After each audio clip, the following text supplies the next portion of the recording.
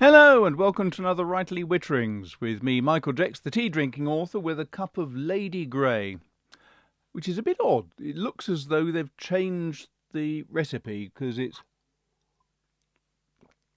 much more strong, much more like a breakfast tea now.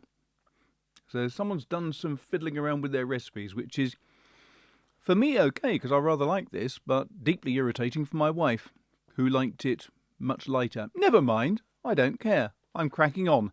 So, what am I talking about today?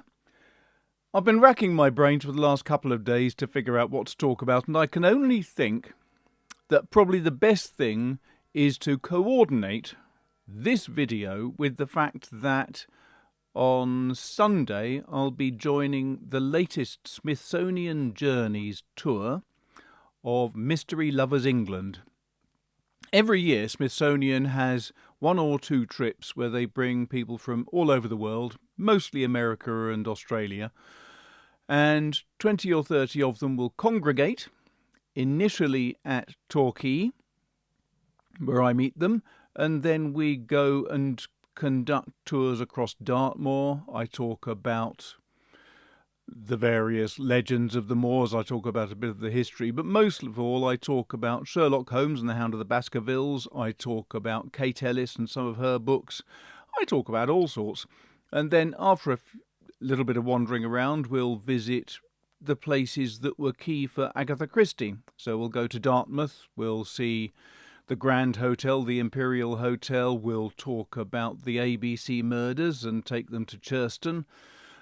All over the place. It's great. And then in succeeding days for a week, we'll go to the main stomping ground for Bernard Knight and for Dick Francis, for P.D. James, Dorothy L. Sayers. We go all around the place, basically going through the Cotswolds, down into Oxford, spend some time there, and then end up in London.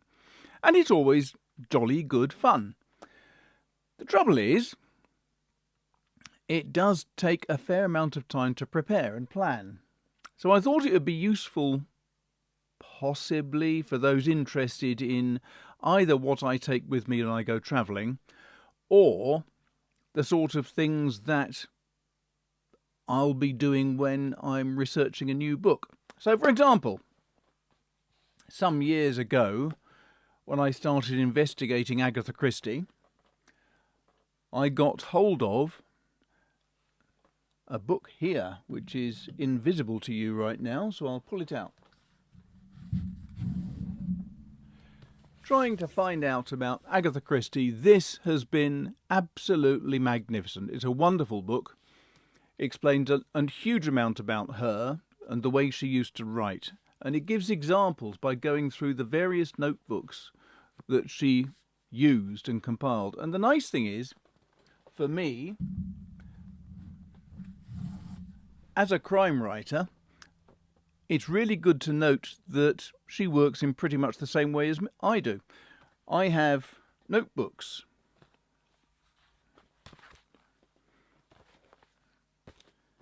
Four, five, six, seven, just here on my desk right now, 7 of them.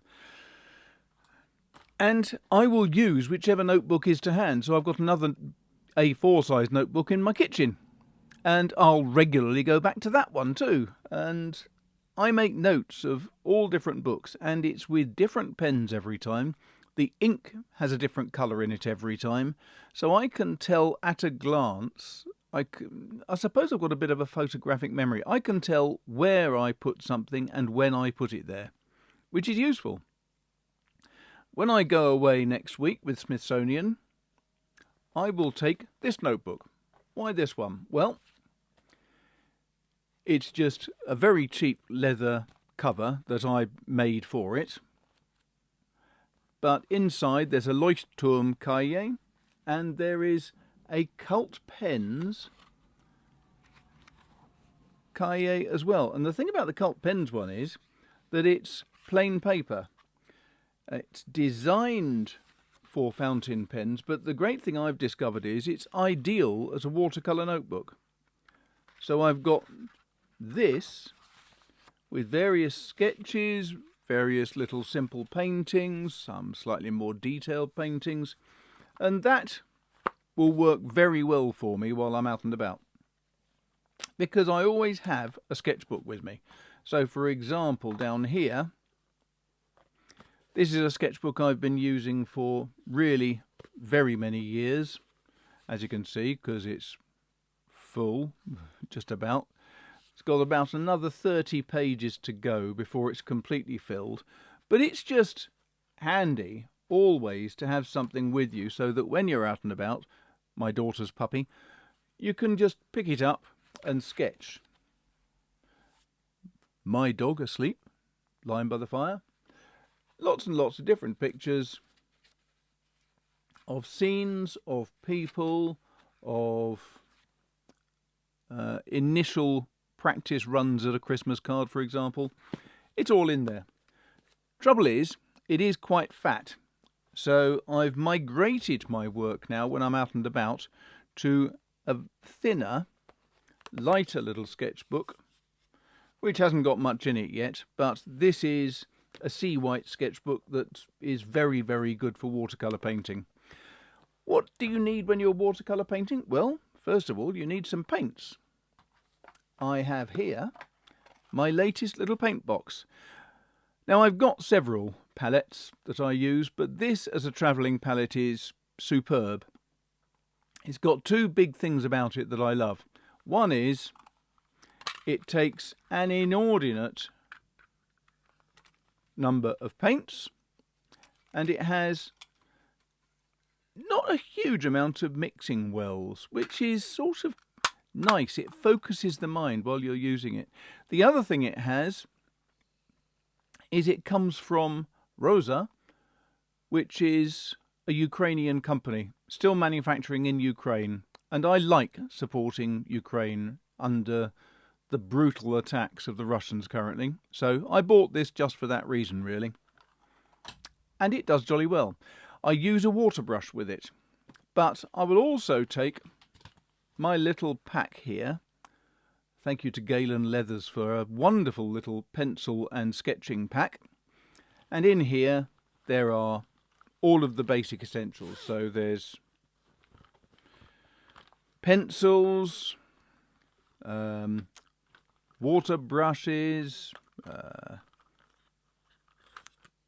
the odd fountain pen, fine line markers, I should say, such as my, what's this, Copic multi-liner. I love these because the exterior doesn't get thrown away. You do have to replace occasionally the nib, and you do have to replace occasionally the ink cartridge that goes inside it. So it's not ideal. There are things that go to landfill, and it doesn't last forever. I'm actually thinking, I've been so impressed with the quality of the pen that I got from Tom's Studio recently. Tom's Studio also makes fine liners, the Lumos range, where you have a strange sort of cotton wool or something internal pad that you dunk into a tub of ink and it soaks up the ink, and then you can start writing with it. But there's nothing to throw away with that, apart from the nib occasionally when that gets worn out, I suppose. And you can buy various nibs for it. You can buy water brush type nibs. You can do all sorts with it. And it strikes me that is a particularly useful little tool, because each of these Lumos pens comes with two nibs. It's basically two pens that fit together. So you can choose which nib you're going to sketch with at a time. Costs a bit of money, but I think that's going to be a worthwhile investment. What else have I got in here? I've got travelling paintbrushes. These are brilliant. Nice and simple. They fold up very small, but they extend to full-size brushes. My hand is still rather pathetically weak after the operation. Now, as well as paintbrushes, obviously you need to have water. And last year, while I was in Torquay, I just happened to see this. This is a water bowl for a dog. It was 99p, I think, pennies. But it makes for a really good watercolours water bowl. So I bought one. Such a huge investment. Gosh, I'm just ridiculously expensive to run, I am. So that's all of that. Now the other thing I'm going to have to take is a bunch of notes. I have a speech written out. It's A4. This is my Atoma notebook. It has the Atoma rings. It is very, very effective and useful. Good size paper, and Atoma professional grade paper is superb with fountain pens.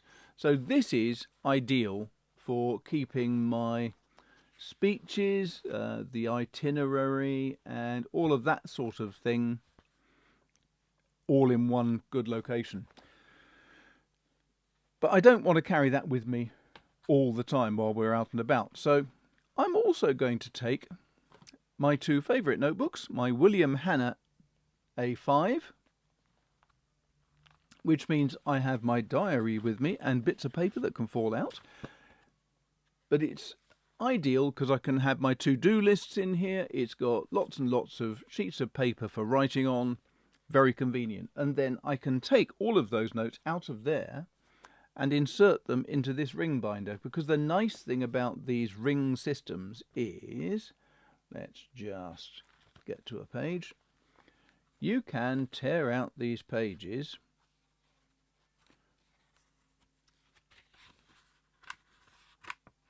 and then reinsert them where you want. And the lovely thing is William Hanna paper fits the Atoma system perfectly. So I can make notes while I'm out and about, rip those notes out and put them into the other notebook. On the other hand, when I'm actually out walking around with people and talking to them, I want something smaller. So I've got a William Hanna A6 notebook. This is the same system, ring system. I can rip each of these pages out. I can put those pages into either the Atoma or the larger size William Hanna notebook. And it makes for a very efficient, easy system, because what I'll be doing is every day before the following day, I'll be making notes about different subjects I should be talking about. So when we've got a very long coach journey, for example, I can talk about all the authors who have written about areas that we're passing through. So as we go past Exeter, I can talk about Bernard Knight. If we move up into Wales, I can talk about Rebecca Tope, who will be coming and talking to us at one point. I can talk about Susanna Gregory. I can talk about all of the different people as we pass all the way up.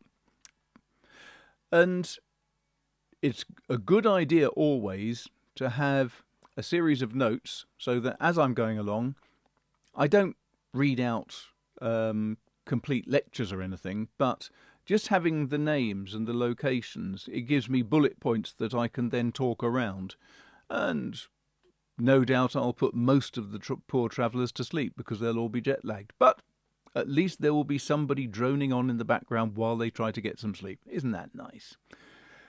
And apart from that, the main thing I'm going to be taking, because as well as working with these people, I will get some downtime and I need things to read. And I'm going to be writing a book loosely based on some of the people I'm going to be talking about in the 1920s. So I'll be talking about Agatha Christie and Dorothy L. Sayers and the Coxes and other people from the golden age of murder writing.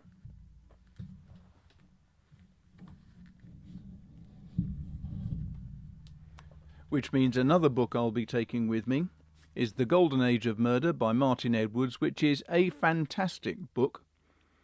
It's sort of written like a crime book in its own right. It's a series of chapters. Each chapter covers one of the different authors who was one of the founders of the Detection Club. and it goes through every aspect of their lives. If you haven't seen this and you haven't read it, buy it. It's superb. But one thing that you have to do if you're going to be looking at a different area is do your research. Now, whenever I go out and about, I try to find these. These are books by Ward Lock and Company, which was a travel firm. It wasn't a travel firm. It was a publisher who provided books on different locations for people who wanted to go and visit. So it's a bit like what's that series now? There's something Traveller's Guides, which gives you all the information you need to know about Paris or about New Zealand or wherever you go. This was the series for the time. I've got 2 editions of this. This one is the 12th edition. I've also got the 17th edition. 12th edition was from about 1923, apparently. If you're going past an old bookshop or an antique shop, have a quick look inside, because you'll probably find that these are going for about... I bought this for £2.50 last year, which is peanuts, obviously.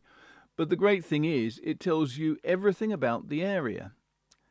It tells you about the harbours. It tells you about, in this case, Tor Abbey, the recreation ground, the King's Gardens. It tells you about the Princess Pier, the Abbey Park, the Royal Terrace Walk. It tells you about the hotels. It tells you when the band was going to be playing in the bandstand. All sorts of fabulously useful information.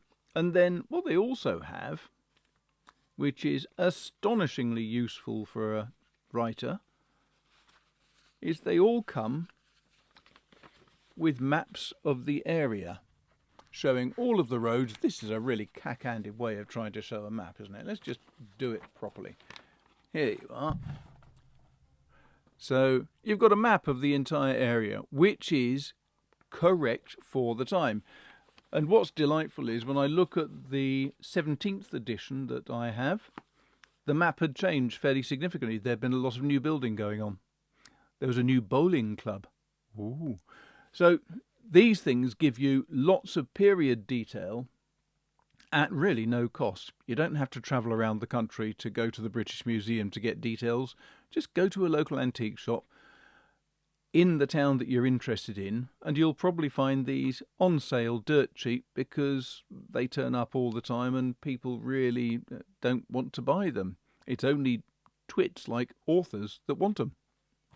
So that's all good. What else am I taking? I'm also taking this, my iPad, because that's going to be the main tool for storing my main presentation, which is all about Agatha Christie, and it's also going to be used by me to help plot out, first, my next book, and second, a short story. I've been asked if I would provide a short story for the Detection Club for a celebration which is coming out next year. That's going to be great fun. It's going to be enormously enjoyable to plan that and write it. So that's going to be done also in the next week while I'm away. And there I think I'll leave it. I'm going to be taking 2 other things, he says, having said he'll leave it there because I'm a twit.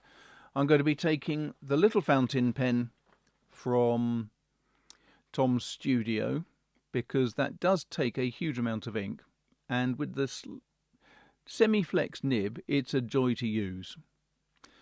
That's going to be probably my main workhorse pen.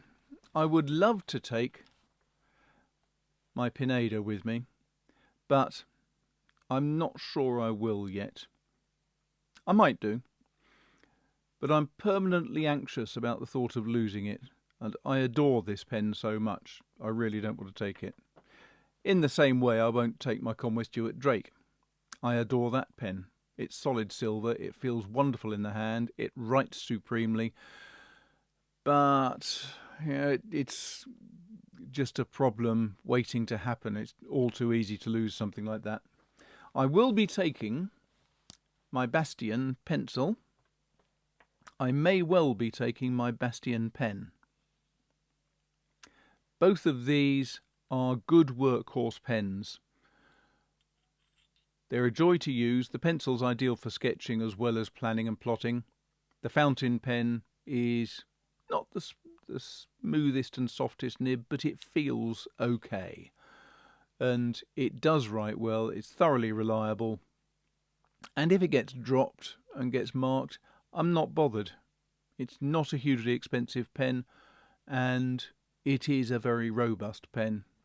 So I think those two are probably the two that I'll be taking with me. And I'll be putting this in a very safe place so that the puppy doesn't find it and eat it. So before I go, I'll be putting up some puppy videos shortly. But before that, if you want to support the channel, do please go down to the bottom. There's a Patreon link, there's Buy Me a Coffee, all those good things. Don't forget to like it and share it and subscribe. Tell your friends about it. Run naked down the street screaming what a good thing Writerly Witterings is. And in the meantime, here's a puppy, and I'll look forward to speaking to you again shortly. There may be a video next week. Then again, there may not. It depends on time and whether I get a chance to do it. Thanks a lot for watching. Thanks for your patience. And now, down to the puppy. Cheers.